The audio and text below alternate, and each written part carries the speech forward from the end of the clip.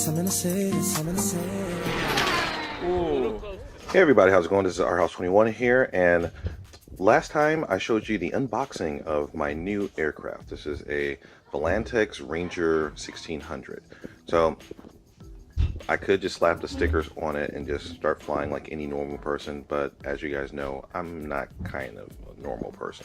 So the plan for right now is for me to disassemble this guy, because even though this guy came with a BEC, or came with an ESC and 4 servos, and it's pretty much almost ready to fly, I am going to be replacing the servos immediately with some digital Metal Gear servos, so 9 gram units, so just basically a little bit quicker, a little bit more durable, because knowing me, I'm probably going to be carrying some weight on this guy at some point, so I want to have that nice and reliable. Well guys, it's off to plan B. I was planning to put in all metal servos, so let me just show you here. I picked up these guys. These are Metal Gear servos, and I was planning to replace these in the wings with these guys. The problem is, these guys are stuck in here good. Like, honestly, I don't know if I can remove these without destroying the wing. So, it's not worth it. Apparently, the servos, the stock servos, do an okay job. So, they're just going to have to keep doing their okay job. If they fail, then I'll have spares. I'll change them later. But right now, unless you guys have a miracle way to remove hot glued servos from here, these guys are just stuck on really well. And if I try to force it too much, I'm going to rip the wing apart. So it's not worth it. All right. And I'll also be laying down a custom paint job. And if you've been tracking me on Facebook and Instagram, you've already seen teasers of what that's going to look like.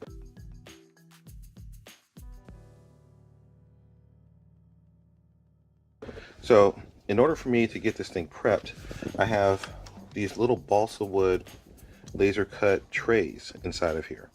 So I need to remove those guys so that I can wash the shell down and then coat it with liquid mask so that I have a nice good bond surface so that I get a paint job. Another thing that I'm going to be doing is, if you look on the bottom of this guy here, you see it's got these little skids. So here and here. So these guys are just made so that you can go and just do a nice soft touch landing on grass. But I kind of like to have flexibility. So a little mod I'm going to do is to create some little wheel casters and 3D print them, and cut this out and slide them down in here so that I'll actually have landing gear, fixed landing gear in the center body. And then I'm going to create a couple little, if you guys have ever seen a U-2 spy plane, how when it lands it has these little drop skids that come out of the wing to basically keep the wings from touching the ground. So I'm going to 3D print a couple of custom units like that with little caster wheels on the bottom as well, so that it will be able to land in grass without tipping over, or potentially take off in grass without tipping over, depends on how thick the grass is, but also be able to land on paved surfaces if I so choose. Alright, so that's a lot of talk, so let me get in here and do this. So to get these balsa trays out, they're actually supported by 1, 2, 3, 4, 5, 6, 7, 8. Multiply that by 2. So, I count right? 1, 2, 3, 4, 5, 6, 7. There's no 8. Okay, so 7 screws on this side, and there's 7 on the other side, and they hold these trays in place on there. So once I pull that out, and then I've also got 4 screws holding on this motor pod. And then I've got the 2 servos in the rear for the aileron and for the rudder. So just pull out some screws, and then I can pull out all the electronics and then see what I'm keeping, what I'm not keeping. Because another thing that I'm going to do on this model, since I have a 6-channel radio, by default this is a 4-channel airplane, and what that means is you have a channel for the rudder, for the elevators, for the ailerons, and for the throttle. But this plane actually has 2 servos, 2 individual servos for each aileron. So I decided to use the mixing capability of my radio, and I'm going to control, and it's also, like I said, it's a 6-channel radio.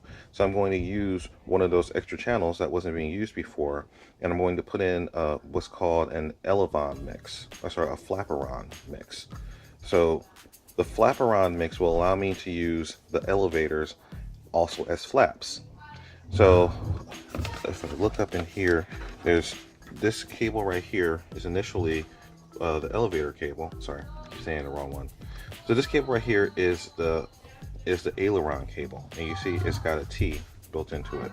So this allows the same signal to control both servos that are mounted in the wing for the ailerons.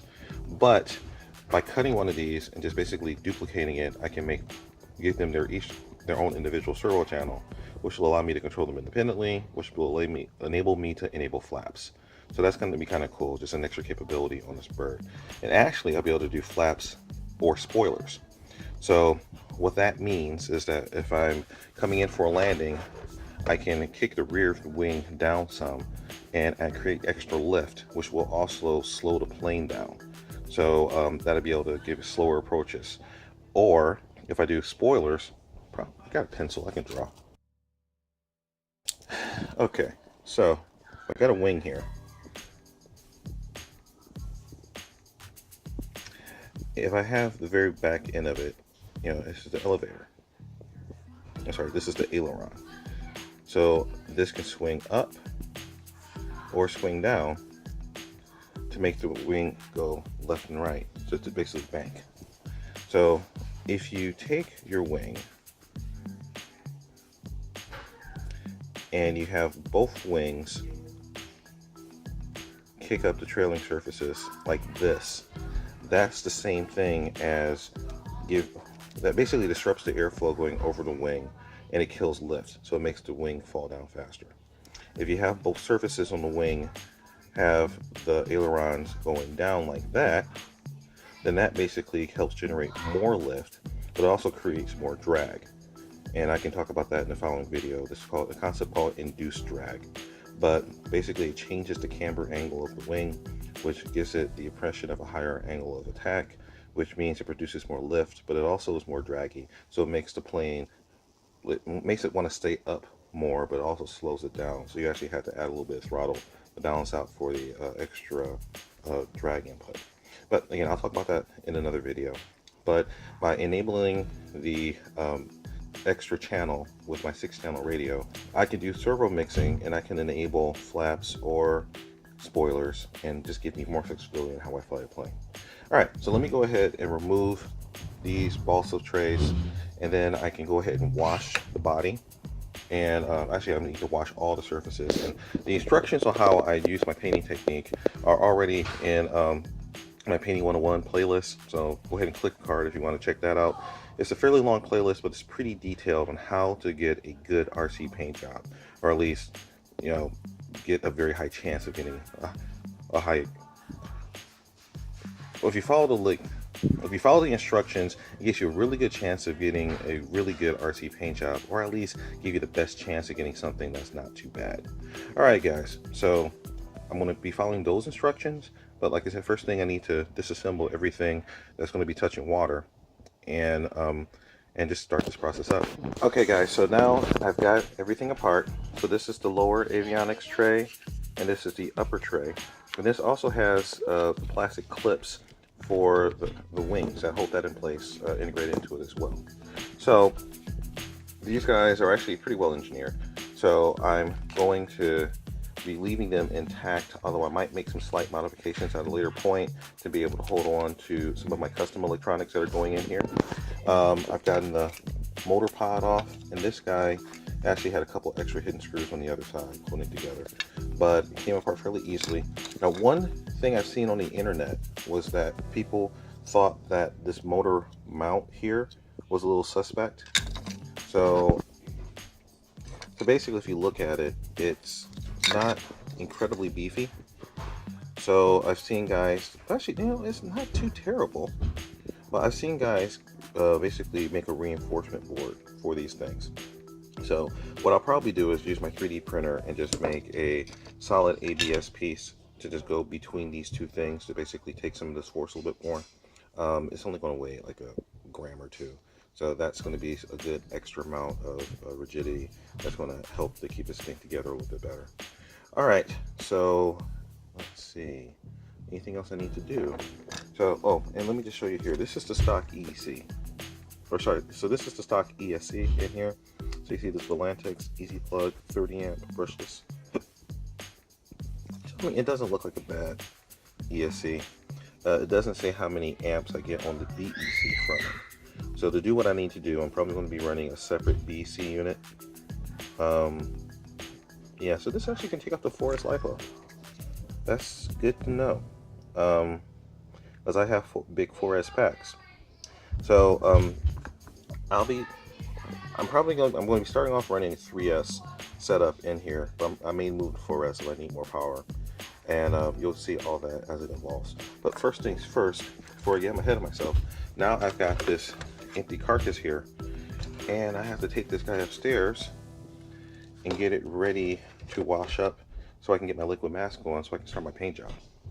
Alright guys, OurHouse21 signing out. Remember the mantra, fly, fix, fly, break it, fix it, do it all over again. And stay tuned for the next part where you're going to see this guy nice and washed up with the wings as well. Because I'm putting paint down over the entire airframe. So you'll see it all liquid masked and ready to go to the next step of painting.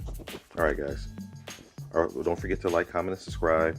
And also click that notification button. That lets you know when I have new videos coming up. Alright guys, OurHouse21 signing out. Remember the mantra, fly, fix, fly, break it, fix it, and do it all over again. Peace.